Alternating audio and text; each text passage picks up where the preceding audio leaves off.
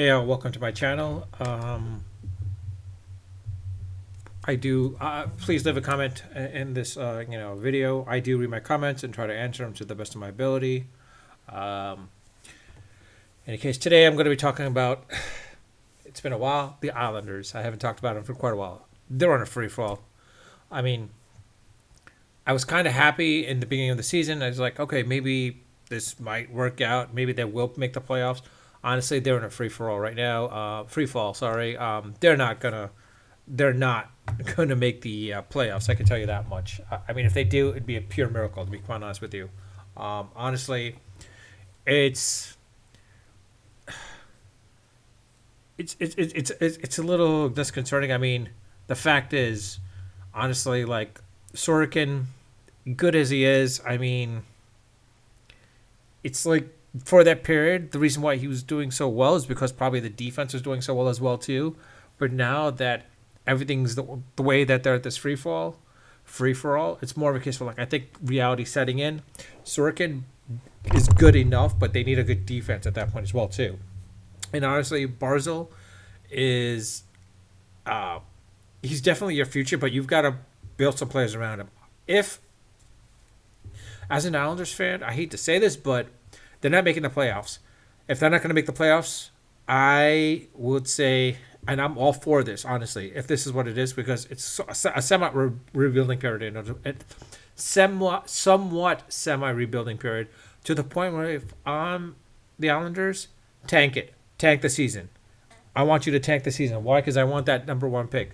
I mean, um, honestly, it's a case where like you want that number one pick right now, because of the fact is basically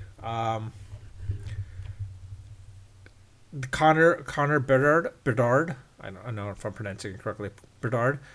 Um, I mean, he seems like the guy that you want. Basically, honestly, he might be that great. I mean, like he can be that massive compliment to to Barzil, even though they're both centers. At least Barzil can like shift off anyways.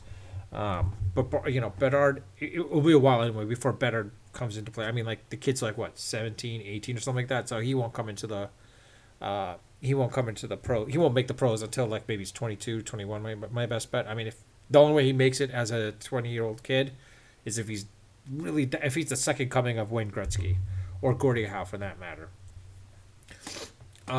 But honestly, I prefer if the Islanders just tank the season. Why? Because like I said, it's more of a case because the fact is the way they're playing, they're not making it. To be quite honest, they're not making it. This might be the better draft, basically. To be quite honest, just like the LeBron James draft, like everyone was tanking to get the LeBron James. Same thing with the NFL for Trevor Lawrence. In this case, this is the Bedard draft. That's pretty much what you're looking for. I know he's not the second coming, but at the same time, this is a guy that might change your team considerably. He might be the one that changes your team dramatically in the coming years. Um, but honestly, it's a matter of like I don't know. Honestly, sorry, I'm just like getting some messages here and there, left and right. Unfortunately, um, the kid seems really good. He's got like I mean, scouts are like really on him basically, which is pretty good. Um, it's it's I don't know what to say honestly because like this is it. This is I hate to say this, but Bernard is the one that you need basically. I mean, if they at the Islanders could trade for another draft pick, first round draft pick as well too. That'd be great too, honestly. But I doubt that's going to happen. Um, it's going to probably be in the second round basically. That it's going to come down to. But like I said, Islanders. I prefer the Islanders pretty much tank it. I need them to tank basically to be quite honest because I mean this kid basically seems like he's the one that's going to be the best out there. I need the Islanders to pick him. I need them to get him basically. I need them to get him because like put it this way, if the Islanders don't, they're gonna have to rebuild from. They're gonna have to be rebuild from everything. I don't know how they're gonna rebuild, but they're gonna have to start from scratch practically. That's what it seems like, to be quite honest. At the way the Islanders are playing right now, they're gonna be number 13. Looking at the mock draft, I mean, Oliver Moore seems like the one that they would pick. Honestly, Oliver Moore is kind of. I don't know. I don't want to say bad things about Oliver Moore because like he might be coming. He might be the next Barza for all we know. I don't know. But in reality, I you I just want them to tank. I seriously want them to tank. They need to get that number one pick. They need to get Bedard. Basically, honestly, I think this kid is going to be the one. To be quite honest, I don't know, man. Because sorry, I don't know. Can the Islanders? I mean, they got new management and all that stuff. I think they're trying to, get to there. I mean, they have a young enough core team to be good. The other question is as well too. Um, Sorry, they have a young enough team. I think they need a good coach at that point as well too. Quite honest, they need a good coach too. Um, Honestly, I remember when the I don't want to say when the Islanders truly tanked, but they're at that point where they got Tavares. Tavares definitely changed the Islanders. They definitely changed the Islanders. Basically, he definitely changed the Islanders when Tavares came on board. Fortunately, he left went to Toronto Maple Leafs. I'm like, crap. I wish he didn't, but he did. We got. I mean, honestly, if Tavares had stayed, probably Tavares and Barzal together. Islanders might have gone farther with Tampa Bay. In the 2020. I forgot exactly. No, 2018 or 2019 playoffs. I can't remember exactly, but honestly, I hate to say this, but it's more of a case where like we need Bedard. I mean, the Islanders.